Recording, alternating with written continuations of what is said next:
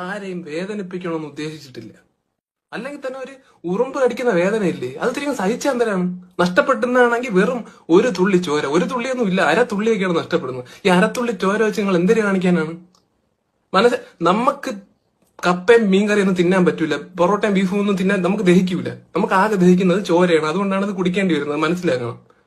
വേറെ ഏതൊരു ജീവിയും കൊല്ലുന്നതിന് മുമ്പ് നിങ്ങൾ ഒന്ന് ആലോചിക്കും, കൊല്ലണോ, ഒരു ജീവനല്ലേ എന്നൊക്കെ ആലോചിക്കും. നമ്മളെ കാര്യത്തിൽ മാത്രം അതൊന്നുമില്ല.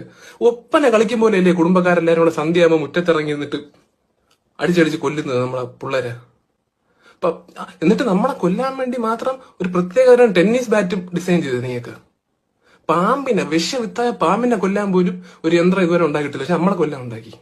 പിന്നെ പാമ്പ് വീട്ടിൽ കയറിയാലും അതിഥി എന്നും പറഞ്ഞ് അതിനെ ഒന്നും മനസ്സ് വിഷമിപ്പിക്കാതെ എവിടെയും കൊണ്ട് തുറന്നു വിടും. നമ്മളെ കാര്യത്തിൽ എന്തുകൊണ്ട് അങ്ങനെ ചെയ്തുകൂടാ? നമ്മളെ കാണുമ്പോൾ നിനക്കൊരു പിടിച്ചു